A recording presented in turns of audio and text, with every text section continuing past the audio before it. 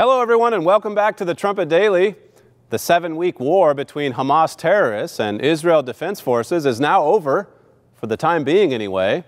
It was yet another bloody conflict between the Palestinians and the State of Israel. Terrorists in Gaza launched missiles at civilians for weeks, and the IDF hit Gaza with airstrikes and even a ground incursion to shut down its smuggling tunnels. It's estimated that more than 2,100 Palestinians died, along with 70 Israelis. Hamas and Israel agreed to a ceasefire on August 26th. By that point, Israel had succeeded in killing numerous terrorists, shutting down smuggling tunnels, and destroying caches of rockets and mortars and guns. So you can see why Israel claimed victory after the ceasefire. But Hamas also claimed victory, and judging by this report, you can see why. Palestinians were surveyed at the end of the war and said by an overwhelming majority of 26-1 that Hamas won. Now, you would think the average Palestinian would hate the terrorists for provoking a conflict that destroyed so much of their property and ended so many lives. During the war, senior military officers in the IDF said the amount of destruction and suffering would cause Palestinians to turn against the terrorists. But instead, more Palestinians are now siding with people who shoot missiles at innocent men, women, and children, with people who use them as human shields. Now, as you know, Gaza is where the war has been raging. Gaza is Hamas's stronghold. And over on the other side of Israel is the West Bank. And that's supposedly the hub of Fatah. But after this most recent war, support for Hamas has jumped not only in Gaza, but also in the West Bank. Hamas and Fatah are political rivals. In April, you might remember, they formed a unity government. The Israelis objected strongly. They said that Fatah joining a unity government with a recognized terrorist organization made peace impossible.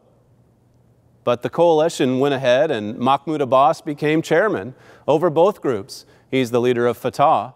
But at this point, as that poll shows, Palestinians say they'd rather dump Abbas and set up Ismail Haniyeh as the leader of the Palestinian Authority. And not only is Haniyeh a leader of Hamas, he's a radical leader of Hamas.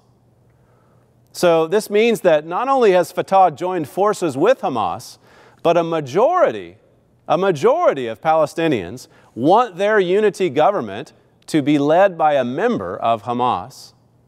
If that happens, Israel can forget about trying to negotiate with the Palestinian government. Yet despite all of this, countries such as the United States still look for a two-state solution. They pressure Israel, a democratic, civilized government, to negotiate with a government whose policies include lobbing missiles indiscriminately at women and children. The U.S. still pressures Israel on this, even as Gaza has become a nest of terrorism on display for the world to see. As you know, Israel pulled out of Gaza in 2005, and that allowed the Palestinians to set up their own government, their very own government, their own state, you could say. And now look at what has happened. Hamas turned it into a terror compound. It's become a launching pad for thousands of rocket attacks against Israeli civilians, which has then led to several wars with Israel. Now, you'd think that outright war would temper people's enthusiasm for terrorism, but it hasn't. Not with the Palestinians. And again, we're not just talking about the Hamas leadership. We're not just talking about the guys who go up on a roof of a school and shoot a missile at a residential area and then scurry away like cockroaches. We're talking about all Palestinians. In fact, almost all Palestinians said they were satisfied with how Hamas responded during the war. That's 94%, almost every last person. 70% of the respondents in the West Bank said that they supported setting up Hamas's armed resistance in the West Bank, that same model that they have in Gaza. Even Iran, has said that the West Bank needs to be weaponized. Iran's supreme leader said it should be armed just like Gaza.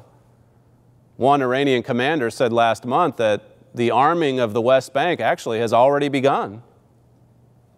Israel's security agency, Shin Bet, we told you about this recently, how that they uncovered a plot by Hamas to violently take over the West Bank.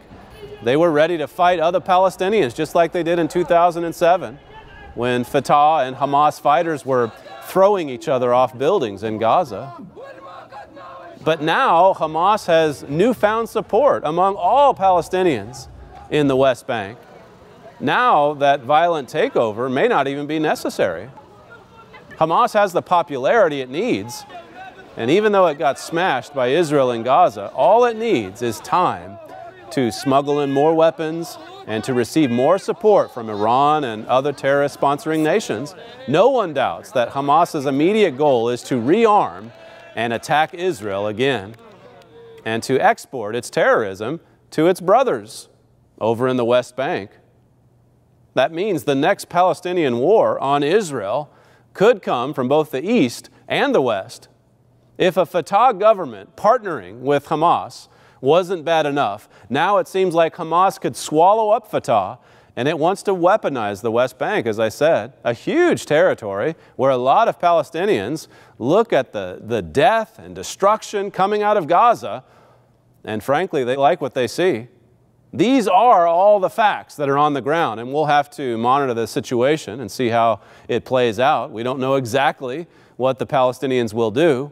We don't know how successful Iran will be in arming the West Bank, not in the short term, but we do know what will happen in the intermediate term, not too long from now. Why?